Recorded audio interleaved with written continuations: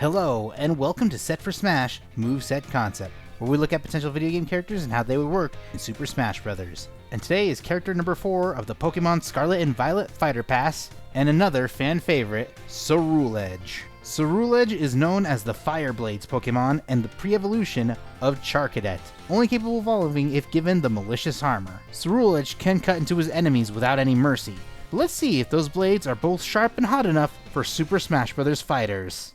Beginning with the details, Ceruledge would actually have a height on par with Marth, as he would have an above average height amongst other fighters, being an adult-like, and thanks to its heavy armor that it wears, would be a mid-heavy character.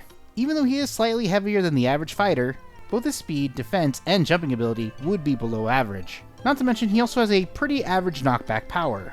But what really makes Ceruledge a threat is his high attack power. As the blades on his body do emit flames, they're also very damage heavy. He's also capable of wall jumping. When entering a stage, he'll of course always come out of a Pokeball. For his taunts, his first will actually have him sharpen his own blades with his own hands, sort of like how a chef always sharpens his kitchen knives with his other knives. For his second taunt, he'll actually extend his blade at the foe and intimidate them, as if saying, "I'm coming for your soul next." I should also let you know that Ceruledge is also capable of extending and retracting his blades. And for his third taunt, he'll do an animation similar to his pre-evolution, Charcadet. For the color palettes, his first is his default design, while his second color palette will be based off his other variant Pokemon, Armor Rouge, an alternate evolution exclusively to Pokemon Scarlet. Palette 3 is actually based off another popular Ghost-type Pokemon, Spiritomb. Color Palette 4 is a no-brainer for a design, being another Ghost Sword, Aegislash. With Color Palette 5 actually was a little more unique with this one, giving him a color palette based off Magearna, to go with the idea that he is an Armor Knight, and Magearna could be like an Armored Princess. Color Palette 6 is actually based on both the color types of the evolutions of Misdreavus and Mismagius. Color Palette 7 is based off another armored warrior of the Paldea region, King Gamut, the final evolution to Poniard.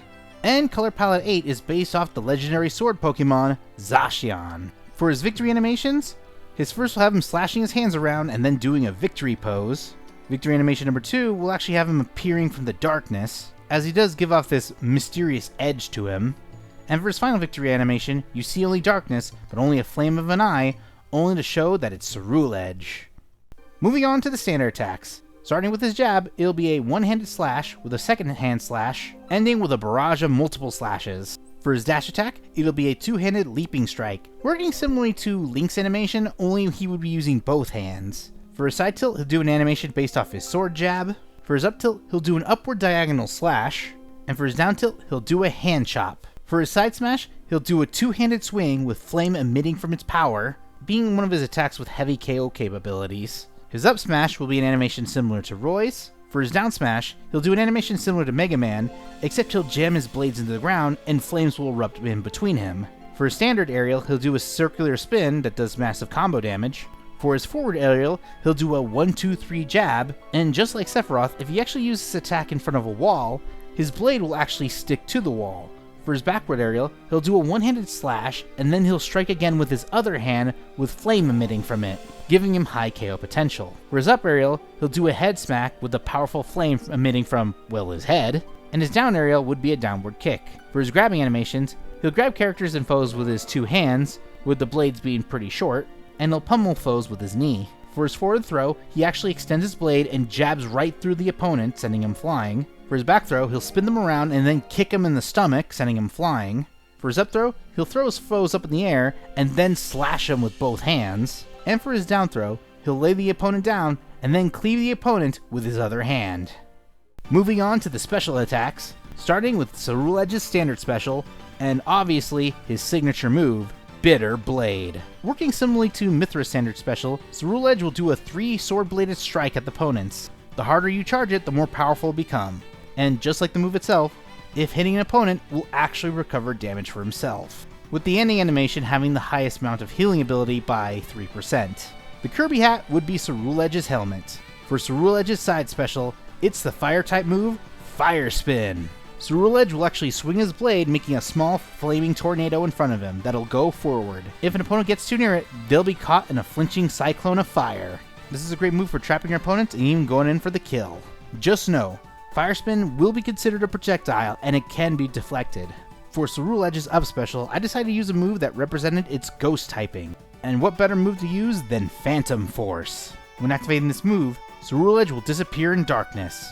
And depending on which direction you choose to go in, Ceruledge will reappear in an explosion of dark fire. But after this move is used, he will go into a free fall animation. And for his down special, I decided to use a move that is constantly used by both fire types and ghost type Pokemon, Will-O-Wisp. When Ceruledge activates his attack, he'll summon a small fire. If in contact with a foe, or if by pressing the down B button again, that little fire will cause an explosion.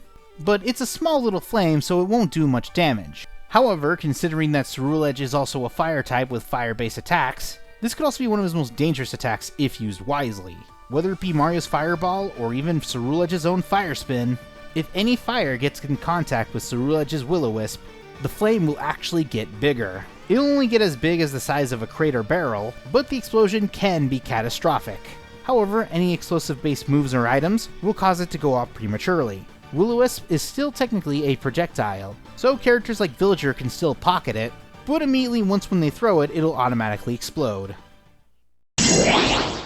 For Ceruledge's final smash, I call it Malicious Strike.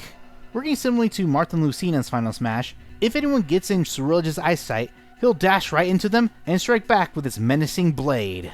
What's really more crazy about this final smash, it actually works similarly to Bitter Blade, as if this final smash hits an opponent, there's a good chance Ceruledge might be capable of healing his wounds, but only if he KOs the foe. However, he'll only be able to heal 10% of damage, but if he strikes more than one opponent with that final smash, at max, he can heal up to 50% of damage.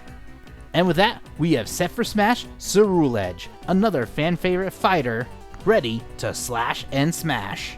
Though Tinkaton is still the fan favorite from both different variants, Ceruledge is still at least in the top 5 best Pokemon of the region. Though Armarouge is also another character I could have also added into this moveset concept, working as Ceruledge's Echo Fighter in some way.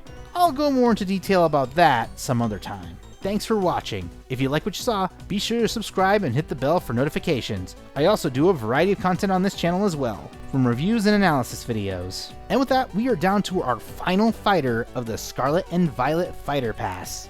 And trust me when I say, I feel like is the most likely to join Super Smash Bros. So let's see who's on the next moveset concept.